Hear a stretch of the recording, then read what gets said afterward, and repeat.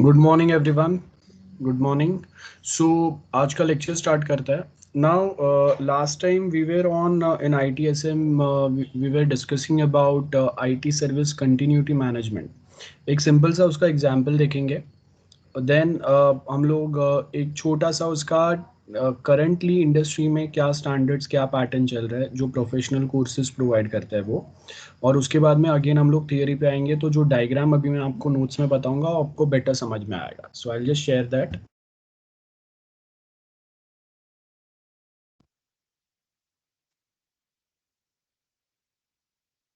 Welcome to another Learn and Gain session on ITIL. In this video we will talk about IT service continuity management. Before we get into details, we need to understand what is continuity, how it is different from continuous and continual. Let's consider an example of the electric cable link broken. Here electricity is the service provided. When the link is broken, there is no electricity transmitted. Here the electricity service is completely interrupted. The electricity service cannot be restored anytime in the immediate. Electricity has to be routed through another channel. The electricity service will not be available for some time completely until it is being routed through another channel. This is called continuity. Continuous is a continuous line between 2 points. Continual is step-by-step movement from one point to another. Continuity has a break, starts again before reaching end point. I guess you should be having a clear understanding on what is the difference between continuous, continual and continuity. Let's look at more information on IT service continuity. The goal of ITSCM is to support the overall business continuity management process by ensuring that the required IT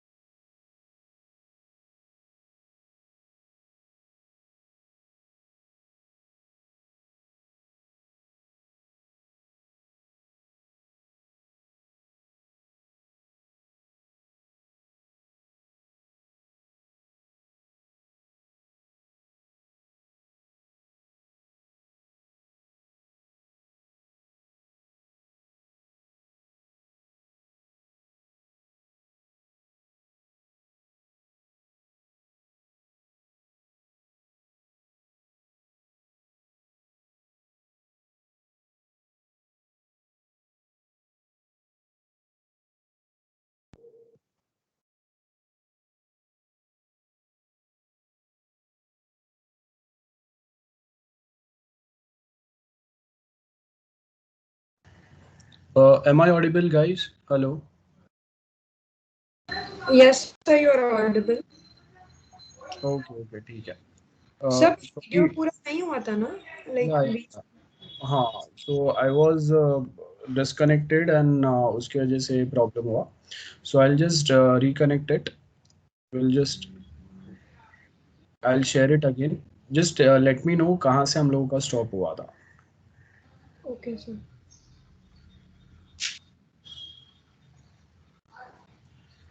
sir starting से रफली almost मतलब. Okay, so I'll just share it again. Okay, please have a look and then we'll continue. Welcome to another Learn and Gain.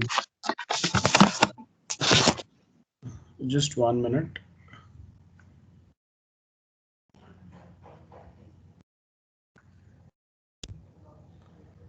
Session on ITIL. In this video we will talk about IT service continuity management. Before we get into details, we need to understand what is continuity, how it is different from continuous and continual.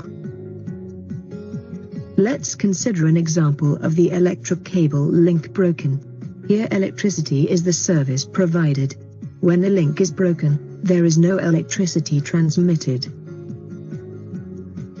Here the electricity service is completely interrupted.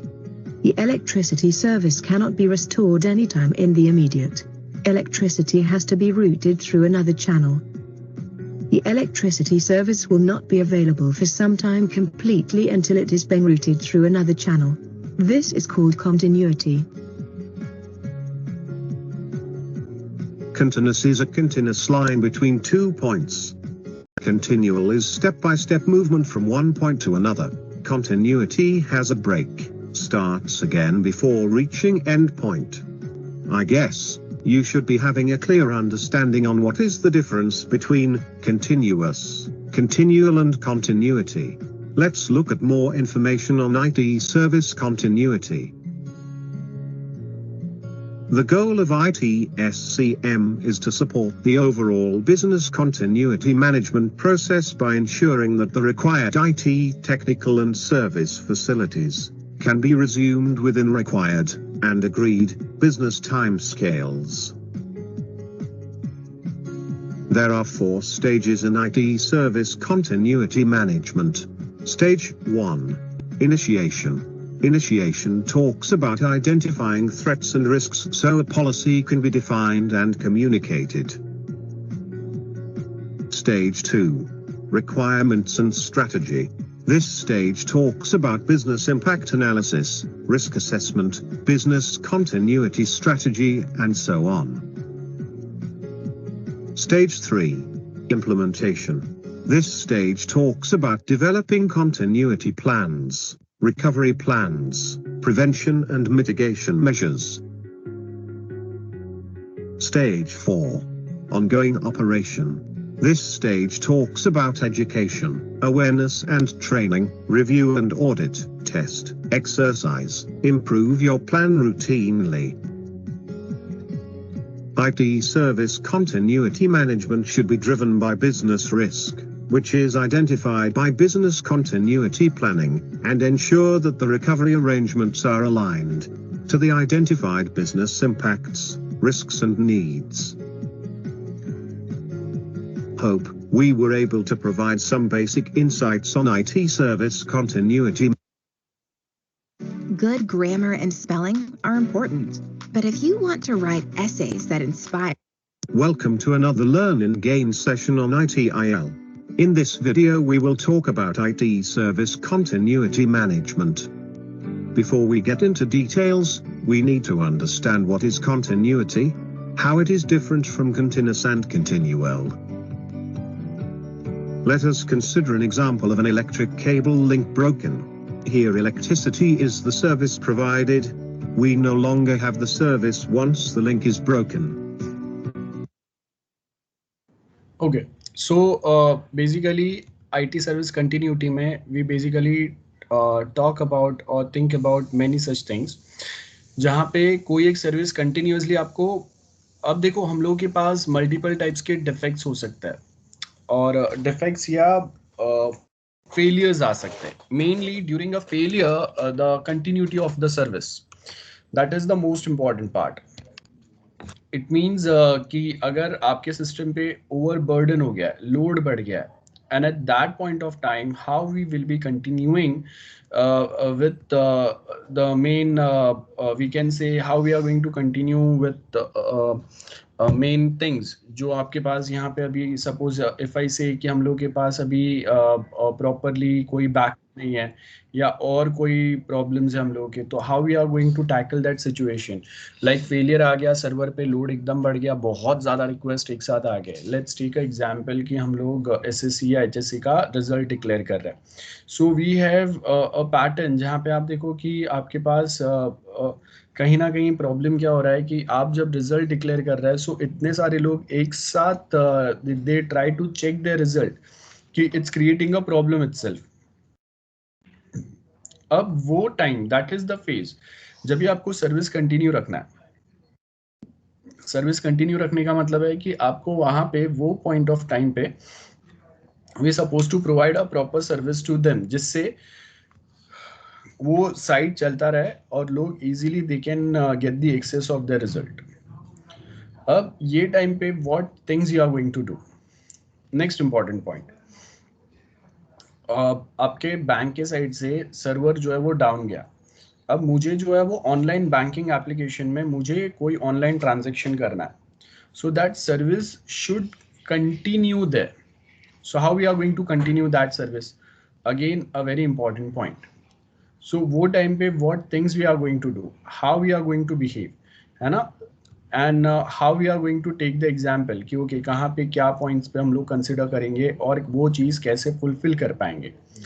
Again a very important point out there कि आपको service continuity maintain रखना है, और वो time पे वो service continue maintain रखने के लिए आप वो फेलियर को टैकल कैसे करेंगे. अपने सर्वर पे आपने बैकअप सर्वर रखा है क्या, that is very important point. कि अगर बैकअप सर्वर रखा है, सो लेट्स से कि आई कैन कन्वर्ट और I can switch to that backup server for some time, जब तक आपका ओरिजिनल जो सर्विसेज है वो वापस रिस्टोर नहीं हो जाते.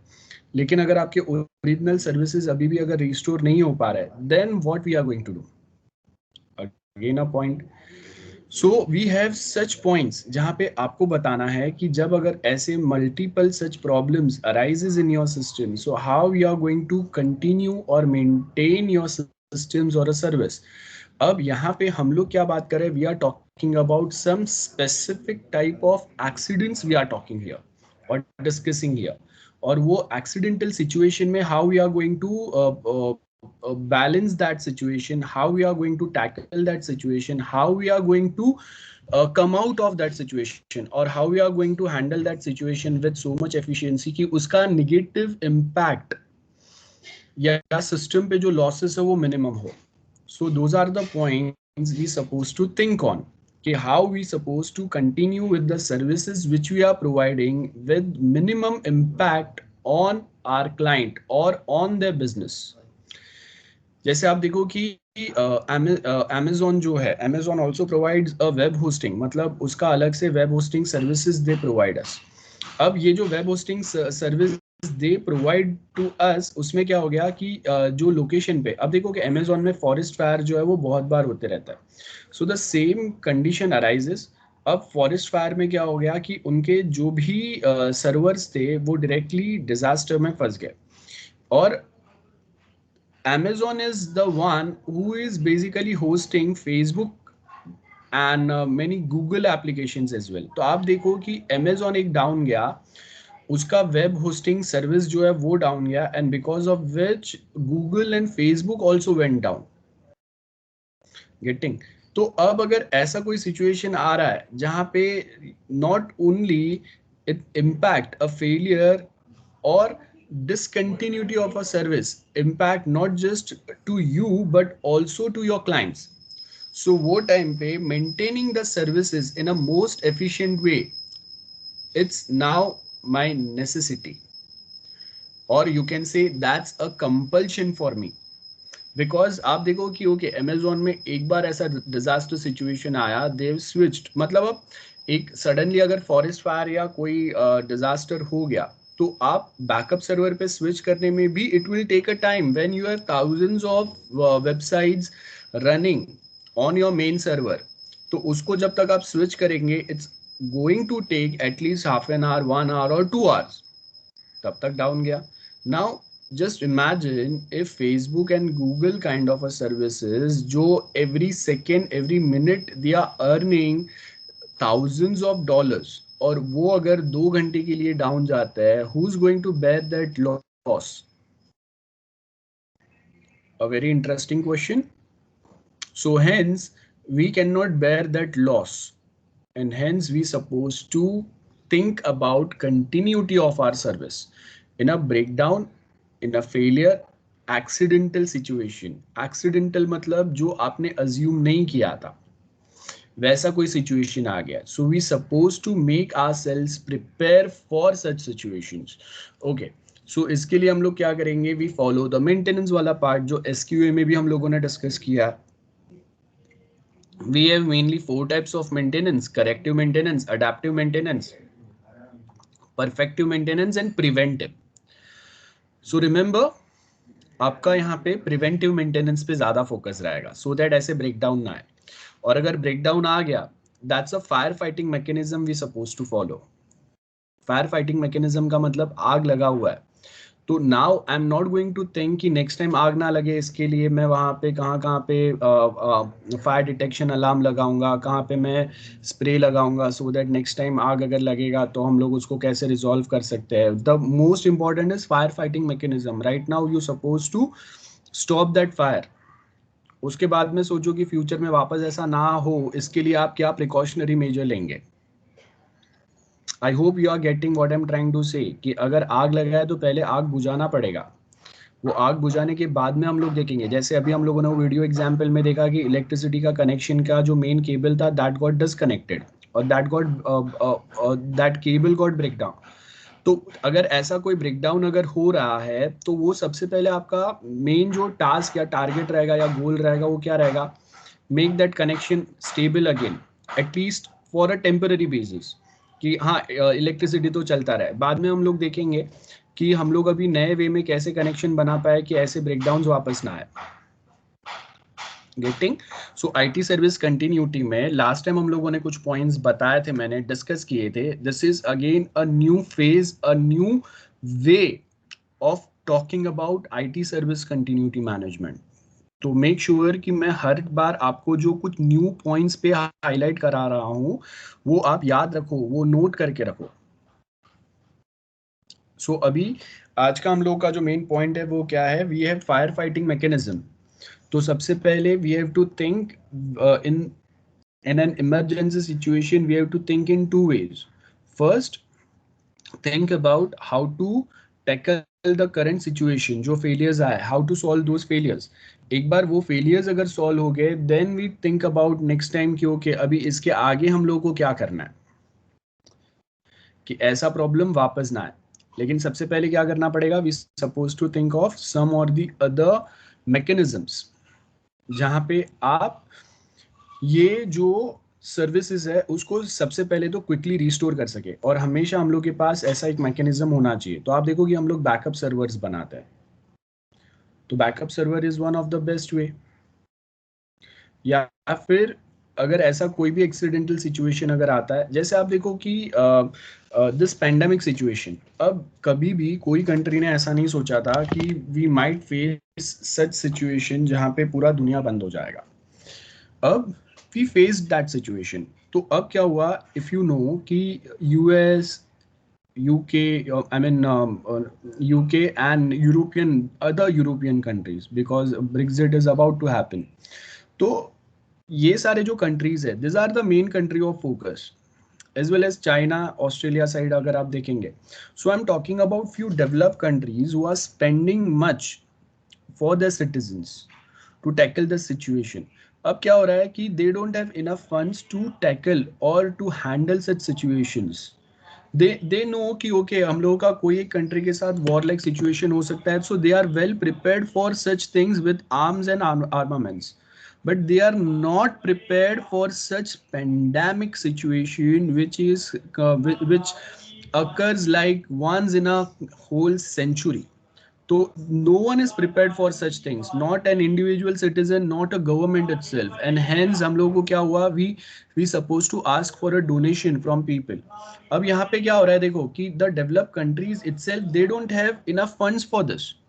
तो अब वो क्या कर रहे हैं, they just keep on printing new currencies.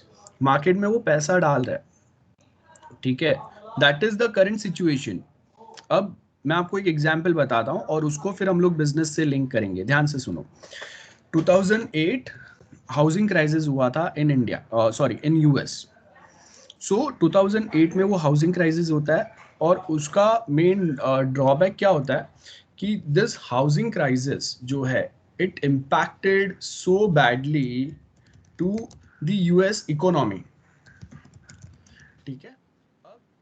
तो हाउसिंग क्राइसिस अगर हो गया तो उससे क्या हो गया कि आप अगर देखेंगे कि एवरीवन जिसने भी लोन लिए थे ना, they are now not ready to pay such loans back. ठीक है. मैं आपको एक एग्जांपल बताता हूं और उसका फिर इंडिया के ऊपर क्या इम्पैक्ट होगा. And similar such situations is creating right away as well, और उसका नेगेटिव या पॉजिटिव इम्पैक्ट क्या हो सकता है. और remember, whenever something happens in US, तो उसका निगेटिव या पॉजिटिव इम्पैक्ट जो है ना वो डायरेक्टली कहाँ पे होता है पता है?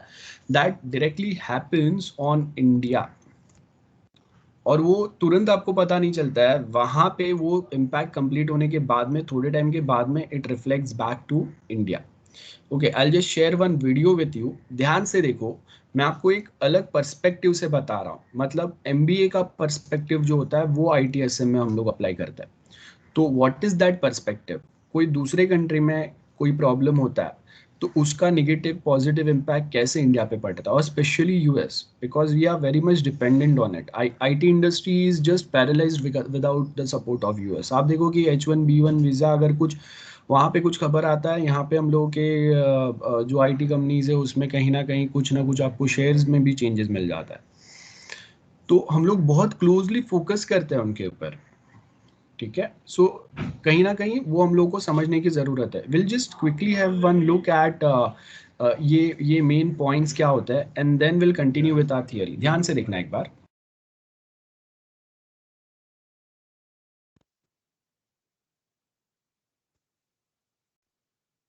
डूबेंगे ही सनम, साथ में तुम्हें भी ले डूबेंगे। ये जो कहावत है ये अमेरिका पे बिल्कुल सही बैठती है, क्योंकि जब भी अमेरिका गिरता है पूरी दुनिया को साथ में ले डूबता है। आज हम बात करेंगे ऐसे इवेंट की जिसमें अमेरिका तो गया लेकिन साथ में पूरी दुनिया भी उसके साथ डूबी। जब ग्रोथ रेट बहुत ऊपर जा रही थी, सबको लग रहा था सब कुछ अच्छा है। एक टाइम पे लग रहा था, इवन इंडिया में भी एक टाइम पे लग रहा था कि 10 से 12% तक ग्रोथ रेट होगी, तभी फाइनेंशियल क्राइसिस आ जाता है 2007 में, और पूरी दुनिया की इकोनॉमी धड़ाम से नीचे गिरती है। बहुत ही खराब वक्त था ये। तो आज हम देखेंगे फाइनेंशियल क्राइसिस 2007, जिसको यूएस हाउसिंग रिसेशन भी कहते हैं, क्या हुआ था, क्या था, पूरी हिस्ट्री क्या थी, बहुत ही सिंपल वर्ड्स में। आशा करता हूं आप सब बहुत अच्छे होंगे। मेरा नाम है सिद्धांत अग्निहोत्री, स्टडी आईक्यू पे आपका बहुत बहुत स्वागत है। अगर इस लेक्चर को लेके आपको कोई भी क्वेरी हो तो सबसे पहले बात करते हैं सब प्राइम लेंडिंग की। ये चीज क्या है? देखिए, ये बहुत इंपॉर्टेंट चीज है सब प्राइम लेंडिंग। इसका मतलब क्या होता है? लेंड करना मतलब होता है किसी को उधार देना। अब देखिए, प्राइम लेंडिंग क्या होती है? प्राइम लेंडिंग का मतलब ये होता है, देखिए कुछ जो फैमिलीज होती हैं वो बड़ी अमीर होती हैं, फैमिली नहीं कहेंगे, कुछ लोग काफी अमीर होते हैं, कुछ लोग क्या, वैसे तो बहुत लोग होते हैं। तो जब ये बैंक में जाते हैं तो आराम से इनको लोन मिल जाता है। बैंक ज्यादा कुछ बोलता नहीं है, ये बोलते हैं मुझे इतने का लोन चाहिए, बैंक बोलता है इतना का नहीं, अब दुगना लोन लीजिए, क्योंकि उनको उनके ऊपर भरोसा है कि ये चुका देंगे हमको। सब प्राइम वो लोग होते हैं कि जैसे कोई भी ऐरा गहरा नथु खैरा जा रहा है, अरे भाई इधर आओ लोन ले जाओ, फ्री में बट रहा है, आ जाओ लोन ले जाओ। ऐसे लोगों को लोन देना जो क्वालिफाई नहीं कर पाते। यही मेन कारण बनी थी अमेरिका में इसकी क्राइसिस की।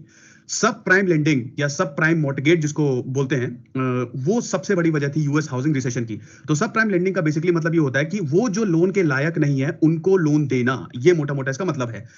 CDS, क्रेडिट डिफॉल्ट स्वैप, देखिए इसका वैसे तो इसकी काफी भारी भरकम डेफिनेशन अगर इकोनॉमिक्स में देखें, लेकिन इसका मतलब होता है इंश्योरेंस, बस इंश्योरेंस। CDS का मतलब होता है इंश्योरेंस। अच्छा, ये मैं वर्ड यूज क्यों कर रहा हूं? ये मैं वर्ड इसलिए यूज कर रहा हूं कि जब भी कोई भी इंसान किसी भी चीज में इन्वेस्ट करता है तो वो हमेशा ये देखता है कि भैया वो इंश्योर है कि नहीं। आप भी अपनी गाड़ी खरीदते हैं तो सबसे पहले आपकी गाड़ी का इंश्योरेंस होता है। तो CDS मतलब होता है क्रेडिट डिफॉल्ट स्वैप्स भी जिसको बोलते हैं। ये कॉन्ट्रैक्ट होता है प्रोटेक्शन बायर और प्रोटेक्शन सेलर के बीच में, मतलब इंश्योरेंस होता है। प्रोटेक्शन बायर आप होते हैं और सेलर जैसे LIC आपको अपनी पॉलिसी सेल करती है, आप उसका प्रीमियम देते हैं, तो ये इंश्योरेंस होता है। यूएस हाउसिंग रिसेशन में बिना देखे कंपनीज को इंश्योर्ड किया गया, कोई भी पेपर नहीं देखे उन्होंने। चलिए अच्छा, हम इसमें बाद में आएंगे। CDO, कोलेटरल डेप्ट ऑब्लिगेशन।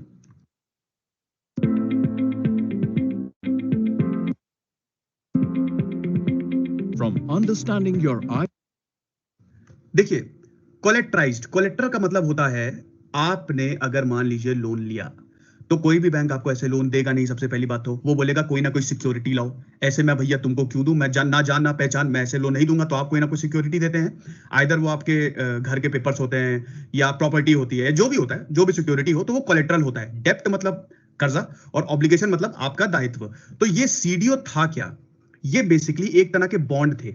है ना, ये बॉन्ड थे, या इसको कह सकते हैं कि एक तरह की सिक्योरिटी थी, है ना। ये सिक्योरिटीज बैंक ने बनाई और लोगों को बेची, लोगों को नहीं, ये बड़े बड़े institutions, companies and even countries को बेची गई। CDO, कोलेटरल डेप्ट ऑब्लिगेशन, ये बेसिकली एक तरह की सिक्योरिटी थी। जैसे कि मैंने बताया, सिक्योरिटी लोन जब लिया था लोगों ने, तो उसमें जो सिक्योरिटी मिली थी उनको मिला के एक पेपर बनाया गया जिनको CDO बोला गया, और बैंक ने ठप्पा लगा लगा के बेचा, ठीक है। और सबने खरीदा क्योंकि इस पे सरकारी बैंक जो हमारा जो यूएसए का सेंट्रल बैंक है, फेड रिजर्व कहते हैं, उसका ठप्पा था। तो लोगों ने भर भर के खरीदा, कंपनीज ने भर भर के खरीदा, और इसका इंश्योरेंस था, इन CDOs का इंश्योरेंस किया गया इसके द्वारा। तो ये दोनों साथ में चलते हैं।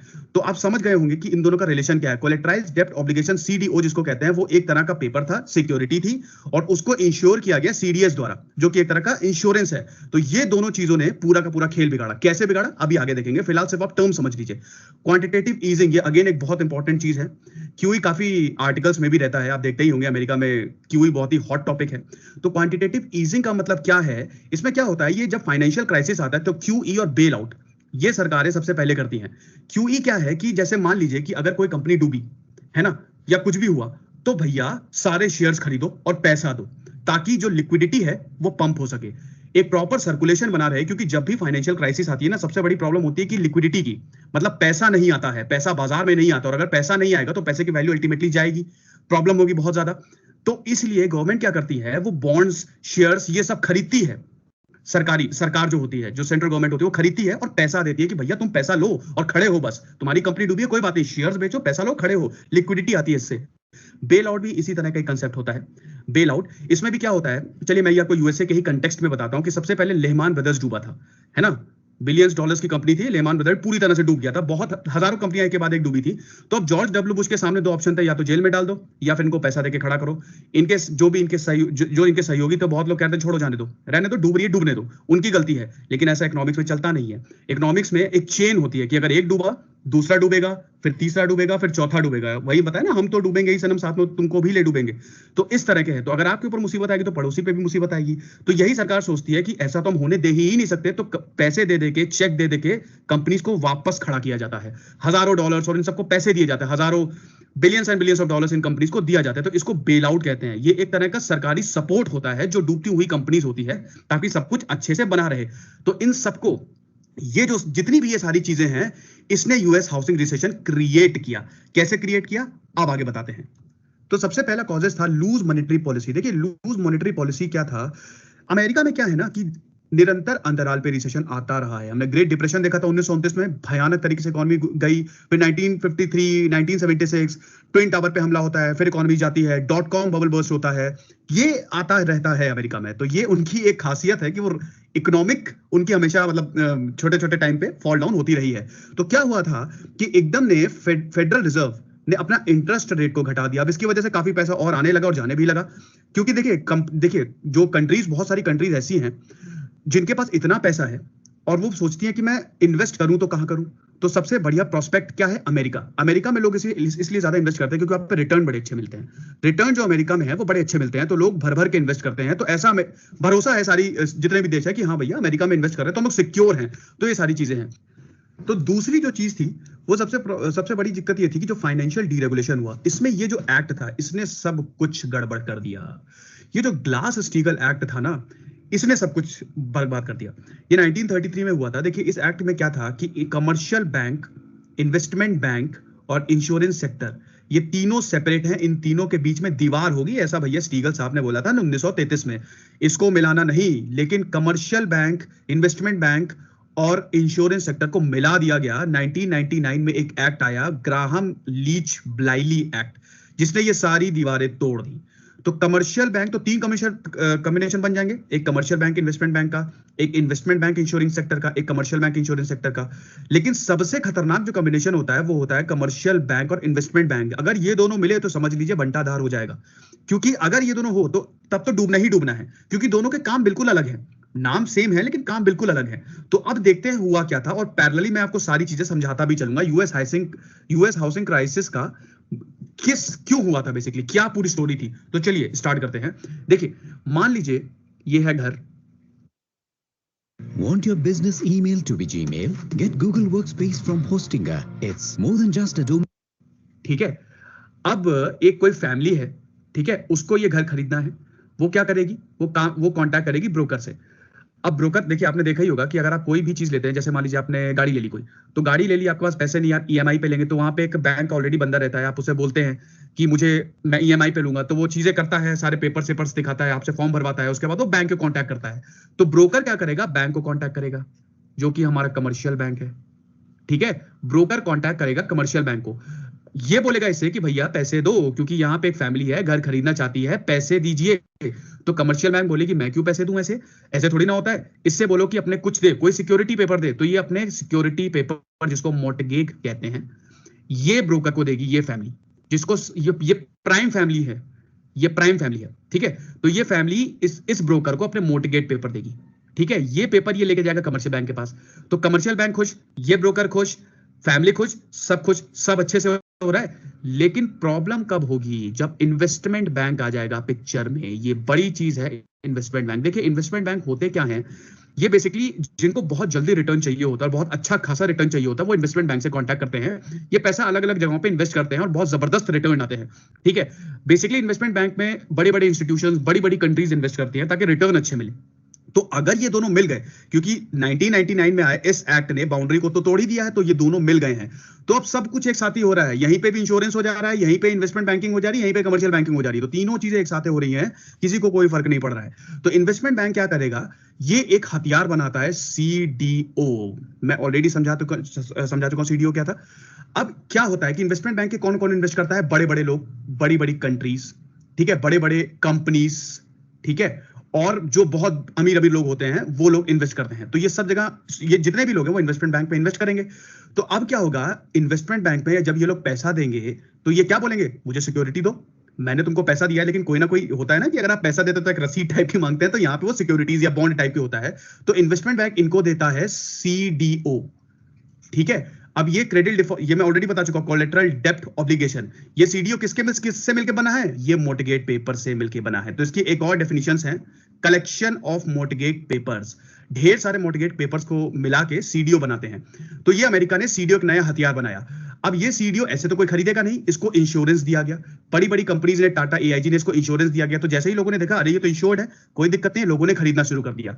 अब क्या है, प्रेशर आना शुरू हुआ, कंट्रीज पे प्रेशर आना शुरू हुआ, क्योंकि सारी की सारी कंट्रीज और जो भी फैट कैट्स होते हैं, जो कि बहुत अमीर लोग होते हैं, ठीक है, और जो भी बड़ी बड़ी कंपनीज हैं, उन्होंने इन्वेस्टमेंट बैंक से बोला कि मुझे और चाहिए। तो इन्वेस्टमेंट बैंक ने फिर कमर्शियल बैंक को बोला कि हमको और दो, और सीडीओज दो।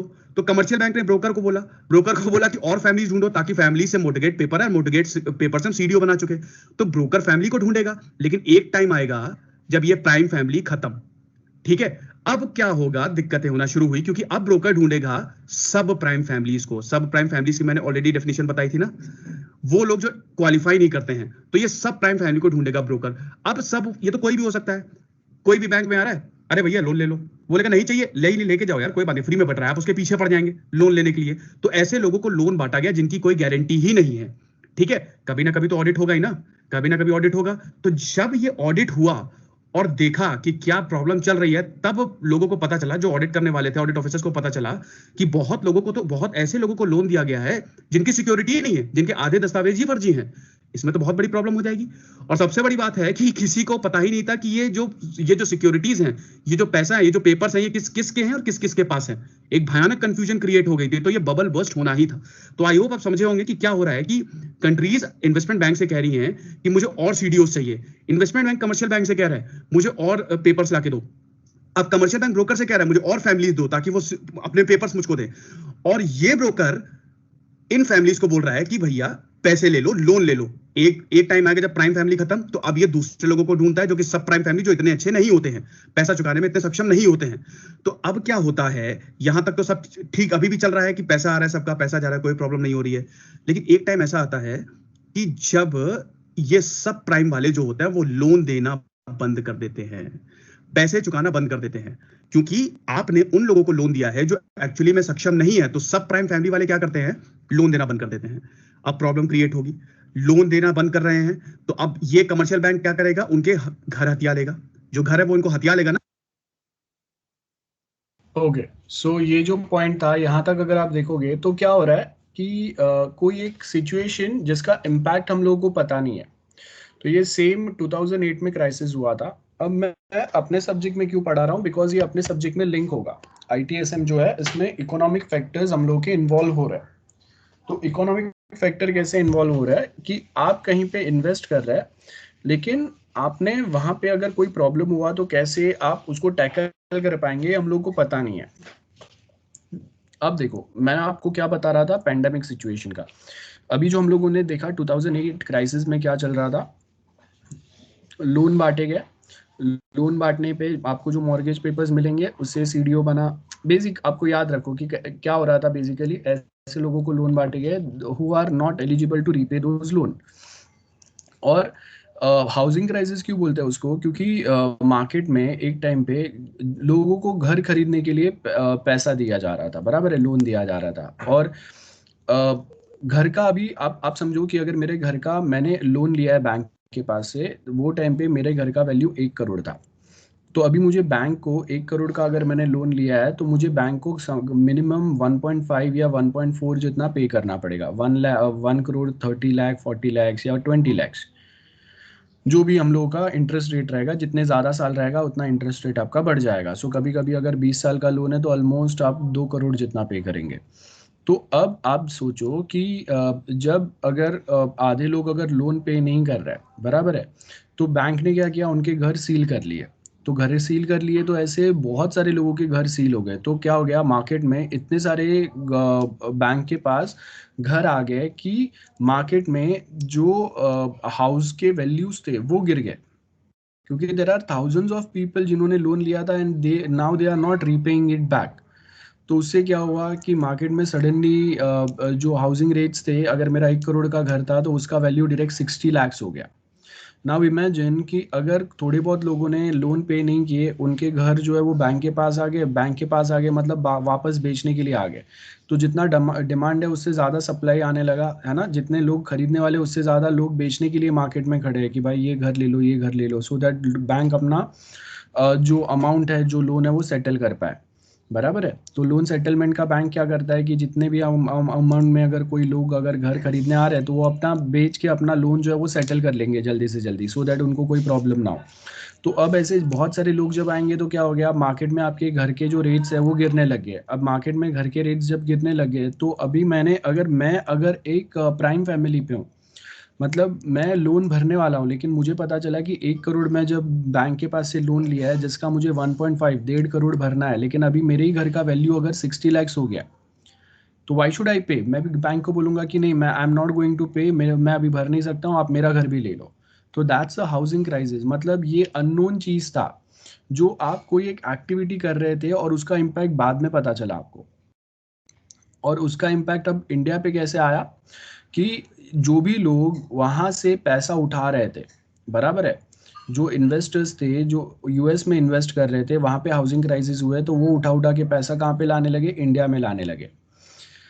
तो जब तक यूएस इकोनॉमी स्टेबल होगा तब तक सारे लोग जो है वो इंडिया में पैसा लाने लगे। सो आप देखो 2010 एंड 2010 वाला जो ईयर है ना, it's considered as the golden period of India, Indian share market के लिए। बिकॉज आप जहां पे भी इन्वेस्ट करो भर के आप कमा रहे हो। तो अब आईटी सर्विस कंटिन्यूटी में हम लोग इसको कैसे लिंक करेंगे, एग्जाम्पल समझो, बाद में मैं आपको थियरी से लिंक करा रहा हूँ। रियल एग्जाम्पल समझो, क्योंकि ये कहीं ना कहीं हम लोग के टॉपिक से लिंक हो रहा है। ये हम लोगों का एक बिजनेस पर्सपेक्टिव है।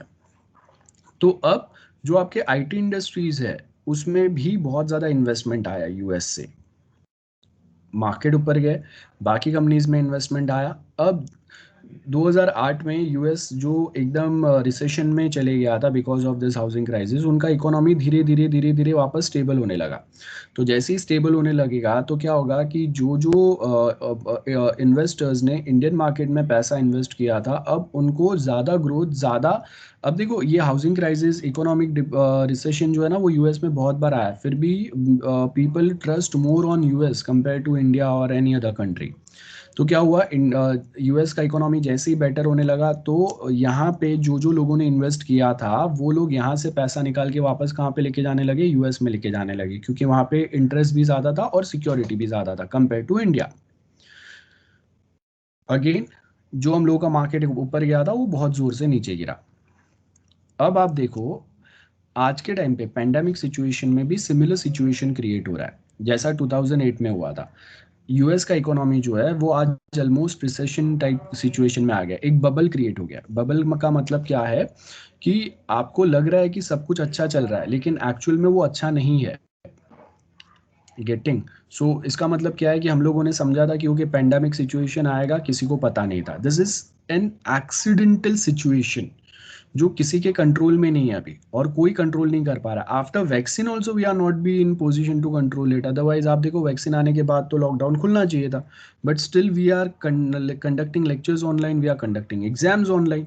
सो इट मीन्स कि vaccine is not that helpful. इसका मतलब है कि जो पेंडेमिक सिचुएशन है उससे अभी भी हम लोग वो सिचुएशन को अभी भी हम लोग हैंडल नहीं कर पा रहे। तो अब क्या हो रहा है कि जो यूएस है, अभी उनका जो बैंक है ना वो भर भर के पैसा छाप रहा है और बिजनेसेस को दे रहा है कि भाई आप ये लो, इन्वेस्ट करो, सो दैट इकोनॉमी कंटिन्यू रहे, ब्रेकडाउन ना आए। तो इसका मतलब है कि आज के टाइम पे the economic situation is like कि मैं ओके आप देखो कि XYZ एक शेयर है, अब उसका मार्केट में उसका जितना बिजनेस नहीं हो रहा है ना, उतना वैल्यू उसका यहाँ पे बढ़ रहा है। आपने वो स्कैम ऑफ 1992 देखा रहेगा, तो उसमें क्या था कि कोई कंपनीज का रियल रिवेन्यू नहीं बढ़ रहा है, लेकिन उसका शेयर प्राइस बढ़ रहा है, because more and more people are buying that share और investing a huge amount in that, और उससे उसका वैल्यू जो है वो बढ़ रहा है। तो exactly same situation is going right now as well, and we are not prepared with this.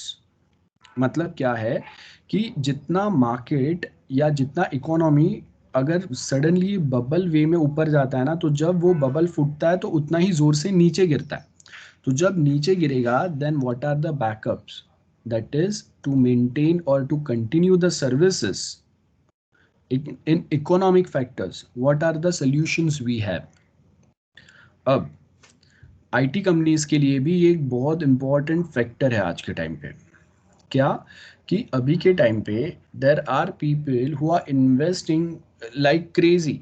US investors are going crazy right now. आप कहीं पे अगर न्यूज़ में कभी देखोगे तो आपको पता चलेगा कि लॉकडाउन के पहले जो मार्केट जो लेवल्स पे नहीं थे, वो लेवल पे आज मार्केट्स आ गए। मतलब आप देखो कि कोई तो बहुत ज़्यादा अर्न कर रहा है, बहुत ज़्यादा इकोनॉमी में पैसा पंप अप हो रहा है, और वो जब बाहर निकलेगा, we are not ready for that breakdown. Not individual company, not IT companies. तो आईटीएसएम का सर्विस कंटिन्यूटी का एक मेन फैक्टर जो होता है वो इकोनॉमिक फैक्टर होता है। तो आज का प्रैक्टिकल सिचुएशन से हम लोगों का ये टॉपिक बहुत प्रॉपरली लिंक्ड हो रहा है कि जो यूएस इन्वेस्टर्स जिनको फेड जो है, फेडरल आई मीन जैसे इंडिया में आरबीआई होता है वैसे वहाँ पे फेड है। तो अब ये जो फेड है वो 0 और ऑलमोस्ट एकदम 0.5% या 1% पे जब पैसा दे रहा है उनको कि भाई आप लो और इकोनॉमी में पैसा डालो, बिजनेसेस को, बड़े फंड हाउस को, सो दैट बिजनेसेस चलते रहे, लोगों को जॉब्स मिलते रहे, जॉब लॉसेस मिनिमम करने के लिए। तो अब वो पैसा वो लोग उठा उठा के वर्ल्ड के दूसरे इकोनॉमी में डाल रहे हैं। जैसे इंडिया में आ रहा है पैसा और कहीं पे जा रहा है, और उनका यूएस मार्केट भी बढ़ रहा है। Now this is the bubble. अब ये बबल जब फूटेगा, इसका मतलब है कि वापस एक बहुत बड़ा क्रैश आएगा। जब वो क्रैश आएगा, that means people will start fetching out their money, और पैसा अगर बाहर जाएगा तो आप आज के टाइम पे जो आईटी इंडस्ट्री में आपने पैसा लगाया और वो पैसे के बेस के ऊपर आपके सर्विसेज जो फिलहाल रनिंग है, जब आपके पास कैपिटल नहीं है, अभी कैपिटल क्रंच आ गया क्योंकि आपके इन्वेस्टर्स चले गए, how you are going to continue your services? The most important question. This will impact IT industry as well as वो आईटी इंडस्ट्री जिसका सॉफ्टवेयर वो मेंटेन कर रहे थे, दोनों को इम्पैक्ट होगा। अब आईटी सर्विस कंटिन्यूटी में सिर्फ हम लोग सॉफ्टवेयर कंटिन्यूटी की बात नहीं कर रहे, बट सपोज मैं इन्फोसिस टाइप कंपनी हूँ। अब जब मैं इन्फोसिस लेवल का कंपनी हूँ तो मैं किसी को सर्विस प्रोवाइड कर रहा हूँ, जैसे जीएसटी सॉफ्टवेयर का सर्विस मैं प्रोवाइड कर रहा हूँ।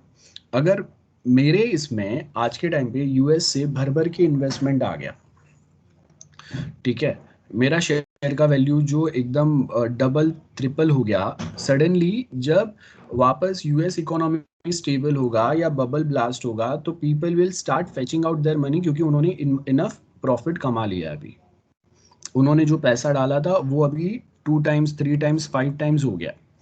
तो अब क्या होगा कि they will fetch out their money.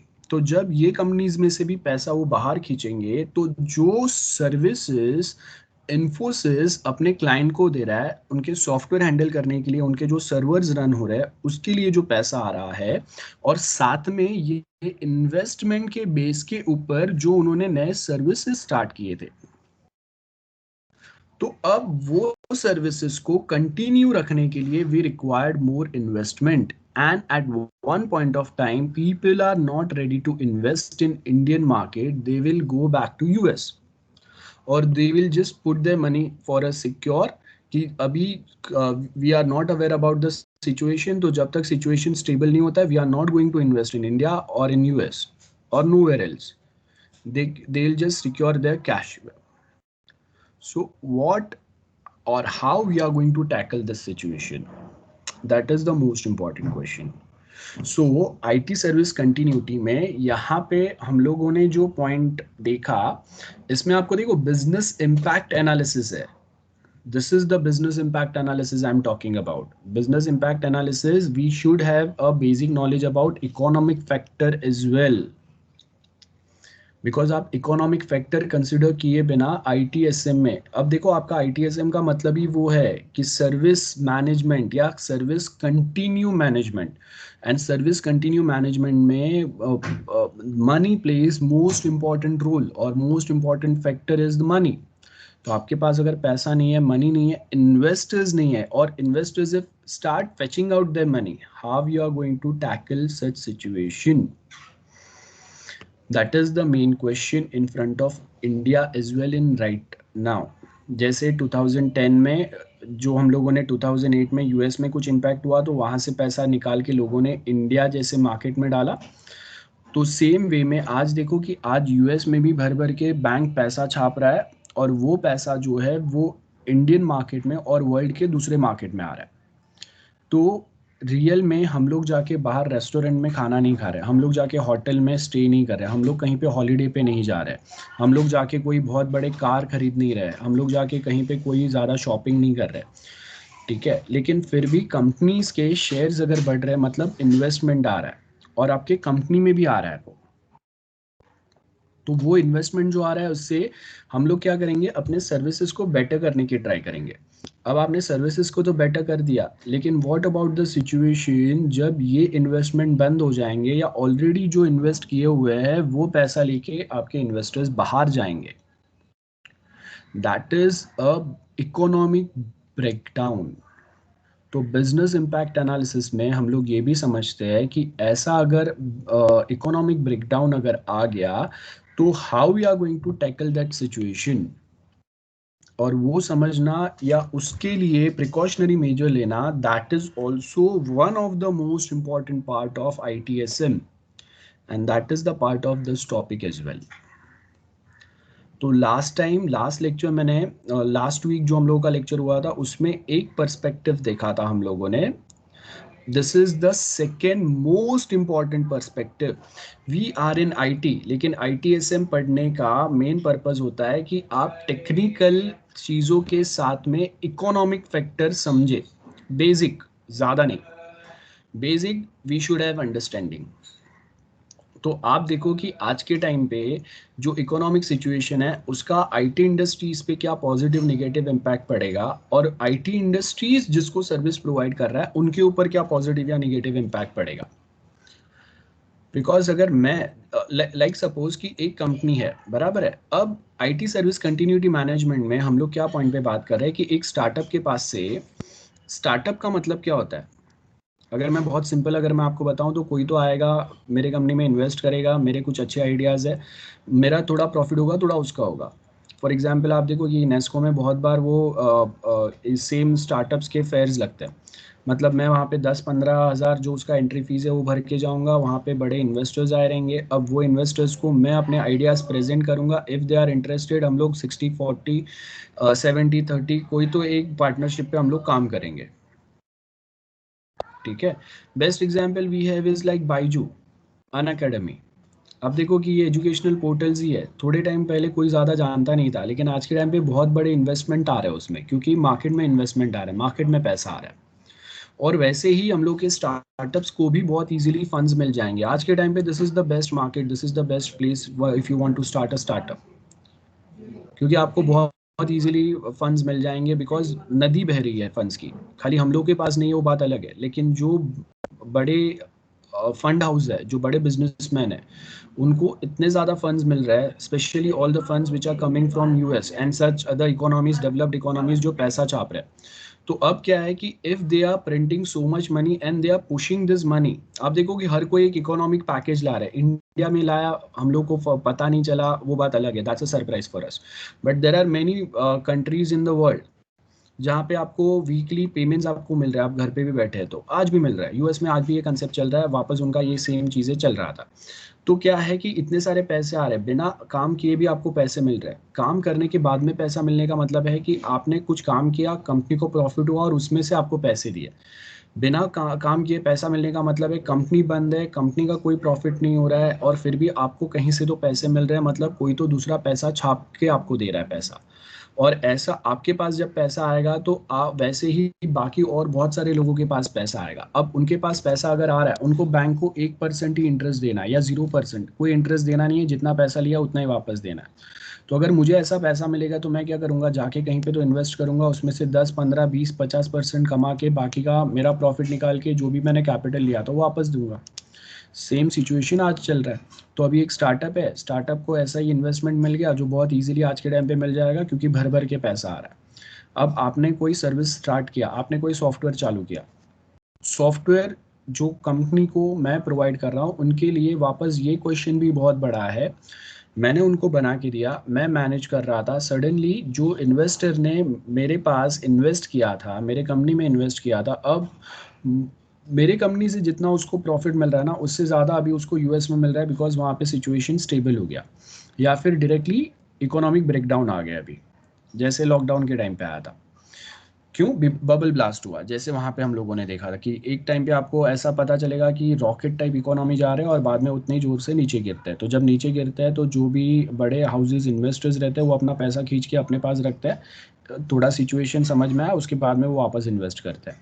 तो वो पैसा खींचने का मतलब है कि वो मार्केट से भी पैसा खींचेंगे, और जो स्टार्टअप्स में कहीं पे इन्वेस्ट किया है, कंपनीज में उन्होंने इन्वेस्ट किया, वहाँ से भी वापस खींचेंगे।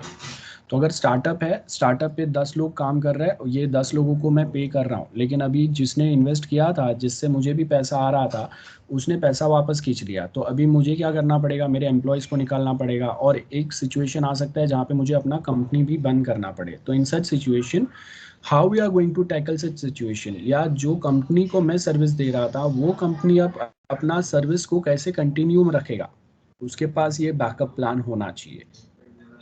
या फिर अगर आप वो प्लेस पे हो कि जो स्टार्टअप ने, आप जो कंपनी में काम कर रहे हो उनके लिए जो सॉफ्टवेयर बना के दिया था, अब वो जो सॉफ्टवेयर जो कंपनी ने बना के दिया था उसका इन्वेस्टमेंट इशू हो गया because of this economic factor, जो पेंडेमिक सिचुएशन अभी चल रहा है उसकी वजह से, ठीक है, क्योंकि जो इन्वेस्टर्स थे पैसा वापस खींच लिया बिकॉज सिचुएशन चेंज हो गए। तो वो टाइम पे how you are going to solve that problem, या how you are going to tackle such situation, that is the ITSM, that is what we are discussing right away, ठीक है। सो सिर्फ software में एरर्स आएगा उससे आपके services continue नहीं रहेंगे, ऐसा नहीं है। They going to be error और ब्रेकडाउन फाइनेंशियली एज वेल। तो we have to keep ourselves prepared for such financial breakdowns as well. That is ITSM all about. So if you can prepare yourself for such breakdown, it means कि आपने खुद को prepare किया हुआ है। How you are going to prepare for such breakdowns?